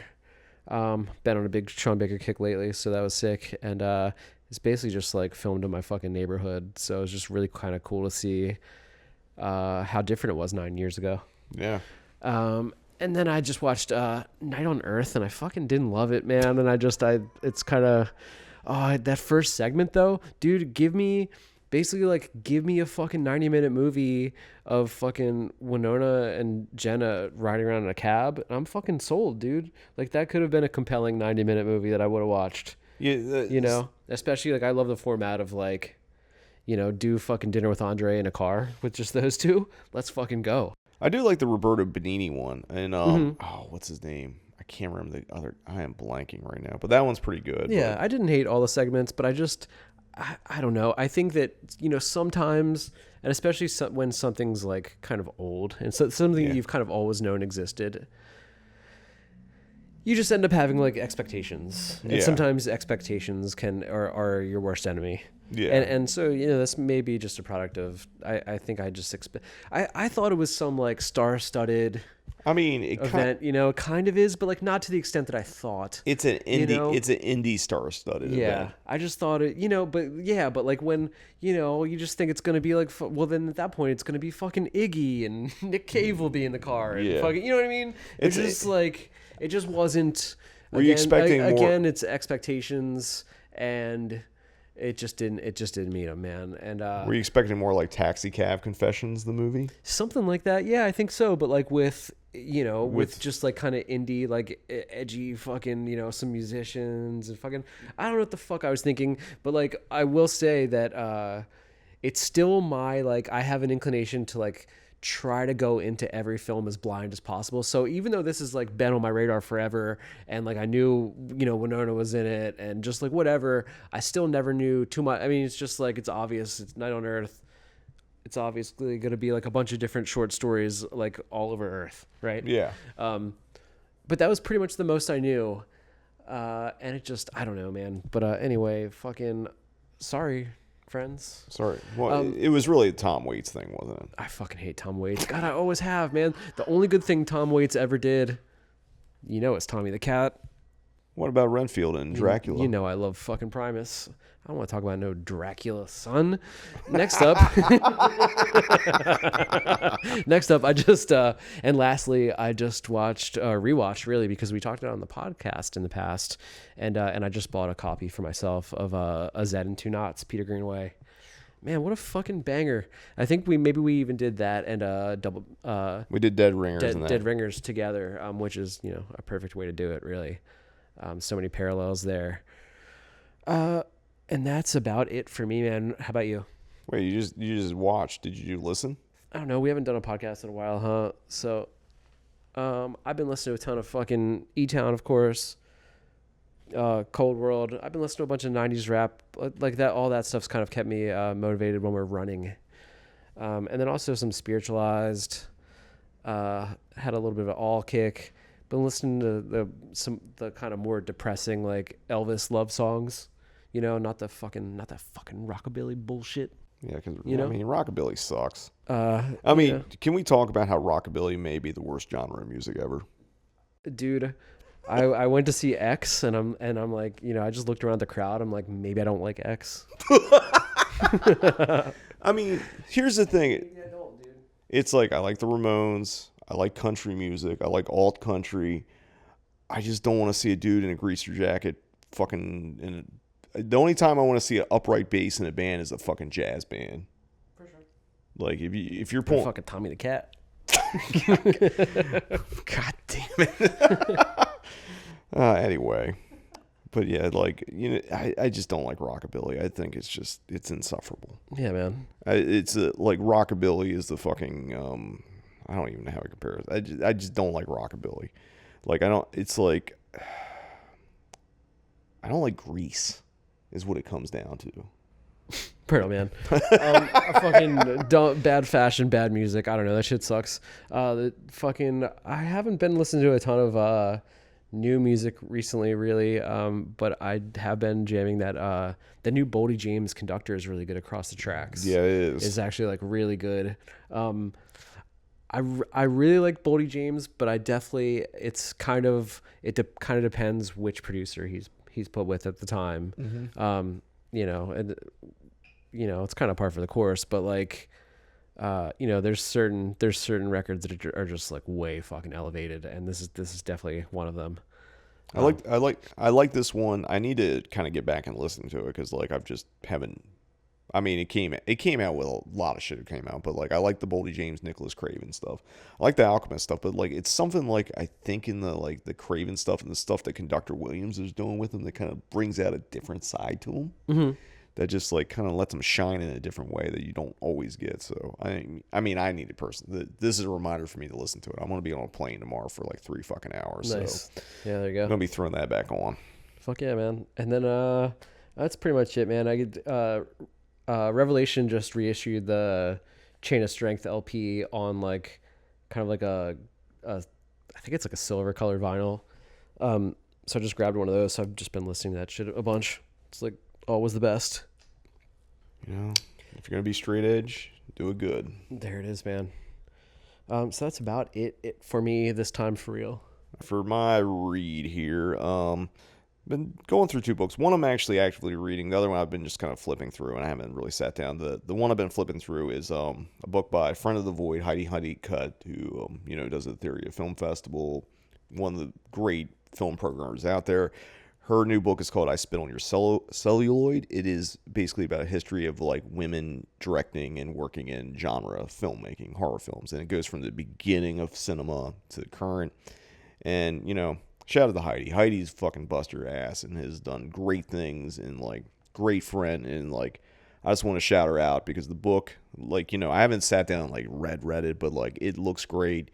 Like it's well put together. It's beautifully designed. Like, I think this is going to be an essential like fucking like cult film book. Fuck yeah. That everyone's going to need. The other book is from another friend of the Void, Kayla Janice. This is Cockfight, A Fable of Failure. Her long time it took her, a long time of her writing and getting it done, book on the movie Cockfighter. And if you missed out on the Kickstarter, you fucked up because now it's out of print. Like, the only way you can get this book is, like, if you happen to go to a Cockfighter screening and she's there selling it. She's, like, rationing them out. Like, the screening we did, or I did, at LF3, where she sold out all of her a lot of copies of the book. Nice. Sold a bunch of House of Psychotic Women. She killed it that night. So shout out to her. Like, I'm reading this one because it's just, like, it's it's not really a narrative, but like she's going through the whole history from Cockfighter the book to movie being adapted and its obvious critical and commercial failure and that kind of stuff. So I'm really into it, especially after watching that brand new print. It's kind of made me kind of excited to dive in the book, and that's why I'm kind of focusing that one. And then when I finish that, I'm gonna definitely jump into I Spin on Your Celluloid, like seriously, and like give it a full on read. But cool. Those have been what I've been reading, and again, shout out to like I think the thing I want to kind of stress, it's like from like you and Double Life or like any of our friends that are doing shit, prop them up. I think the best thing you can do in life is like, if you have a friend doing cool shit and putting themselves out there, whether it's like art, music, movies, whatever, fucking show support. I think a lot of people don't do that. And it's like, it's like there's a lot of people that like I couldn't do Cinematic Void if people didn't support me. So like, not just paying it for it, but just like it's the correct thing to do. If like you have friends doing cool shit, support them doing cool shit, because the world's a better place when people do cool shit. For watch, I watched a couple episodes, or actually I watched all the episodes of Door into Darkness, which was a 70s Italian TV show that was produced by Dario Argento. It was like his Alfred Hitchcock Presents, or crazy, like that kind, like he's the host of it, and he directed like one of the episodes, or maybe two, or half I forget, but he's definitely in it. And it's like episodes vary on how good they are, but it's like it's kind of unique because it's like you're watching 70s Italian TV, and like also realizing how big he was in Italy, that like he was enough of a personality that he could be on fucking TV hosting that shit. Right on. It's part of a Severn, I forget the name of the actual Blu-rays. But it's a bunch of the Argento TV stuff from the 70s and all that. And there's some other things that I've seen these before, but there's other stuff on there I haven't seen, so I'm looking forward to checking it out. I'm going to talk about two movies I saw at the theater at L3. One, Brewster McCloud, which I actually did a non-void intro for because it's one of my favorite Robert Altman movies. It was part of a Shelley Duvall tribute that the Cinematheque was doing. And like, it's funny because I've had Brewster McCloud is in the intro of the Cinematic Void intro video.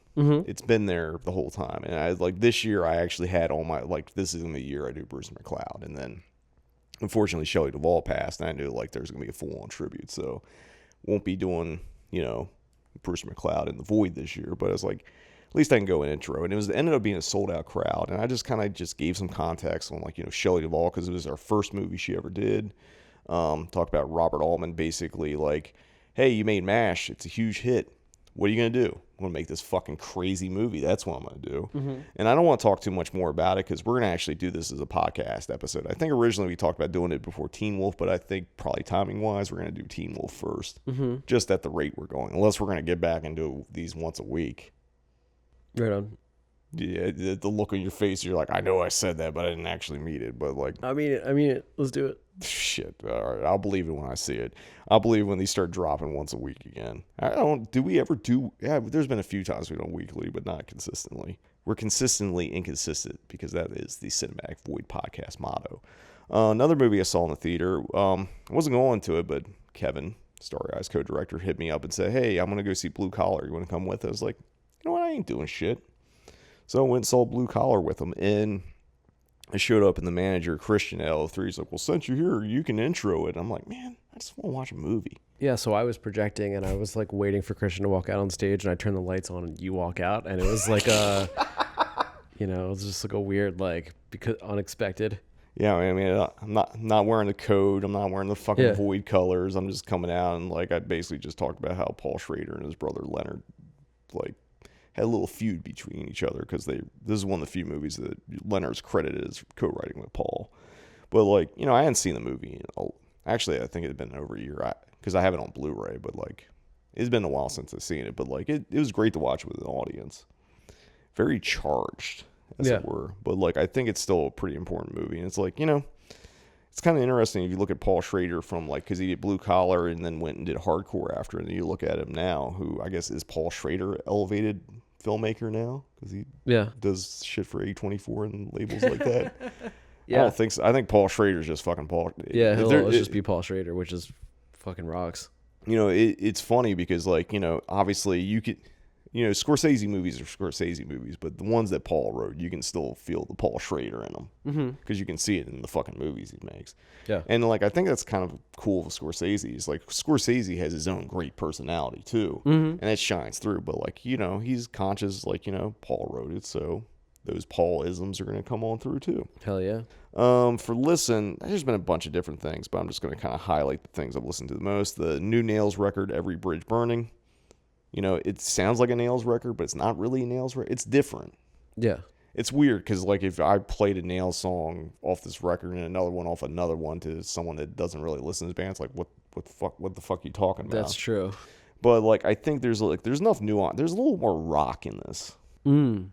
I think there's like a little bit more rock and I guess like, I know he's always like, there's always been this Japanese hardcore and like D-beat and like that, like Discharge shit going on in it. But like, I feel like when some of those bands that kind of like started like toying around and got like a little more like, we're a rock band now, we're not a punk band. There's a little bit of that going on, but it still sounds like a fucking Nails like buzzsaw. Yeah.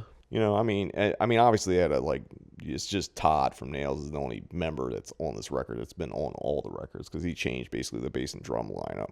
But it's been good. You know, it's like 10 songs, 17 minutes. I can't complain. Yeah. You know, I'm not going to argue with someone putting out a 17-minute long full length. Another thing I'm going to listen to is a split between two bands called Bleach Cross and True Faith. The record is called Columns of Impenetrable Light. It's kind of like a split with two kind of goth bands. And like, it was just something I came across, and like, I don't even remember because like this has been slowly dropping songs for months, so like it would just pop back up on the feed as like another song. I'm like, oh, what the fuck is this? And it's just like, I don't know, it's one of my favorite records this year. It's like, it's a goth record that I didn't know I needed. Okay. And it's like there's a little bit of the industrial stuff in there, and maybe some of the dark wave stuff, which I know I've complained about, but like, it's in a good way. It reminds me enough of the fucking like bands I really like. Yeah. So good split. The last thing I've been listening to a lot, and like, I don't know what made me go back to this recently. Maybe it's because I keep seeing ads for like this concert of the Greek. Totally. Which we were definitely talking about Freddie Gibbs when we were running a bit. Yeah. And definitely talking about the Mad Lib stuff. Yeah, but so, I know. I've been going back to Pinata a lot. Cool. And like, you know, it's, if you haven't heard it, it's a fucking Mad Lib did the beats. Freddie Gibbs raps on it. It's fucking great. Like that and what the fuck's the other one called? I'm blanking on it. Pinata and damn, fuck, I am getting old. I can't even remember. What is the fucking other one? Bandana. God damn it. Yeah. Fucking hell, man. Just having a senior moment here. But like, I don't know. But I listen to more Bandana because like that's kind of where I got into Gibbs at that point. But like, so going back and listening to Pinata, it's like, I don't know, man. It's great. There's fucking Mad Lib definitely samples Goblin and like Escape from New York and things like that. So I don't know. It's been nice to go back and kind of revisit it and just like, you know, it's a solid fucking record. Don't know if I would go to the Greek Theater in Los Angeles to go see him play live. Yeah.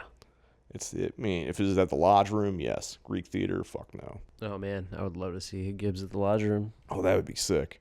But anyway, that's going to wrap up this episode of the Cinematic Void podcast. Will we do weekly? I guess you'll find out if there's an episode that comes out the week after this.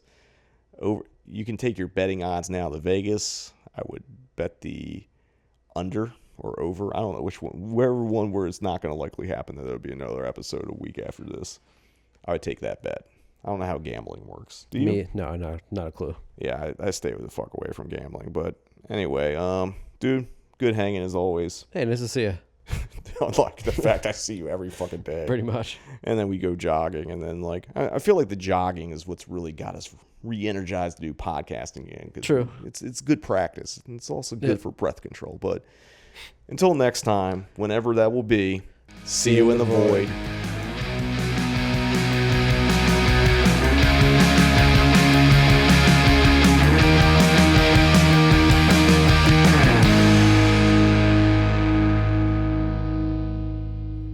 Picasso had a saying. He said, good artists copy, great artists steal. And we have, always been shameless about stealing great ideas.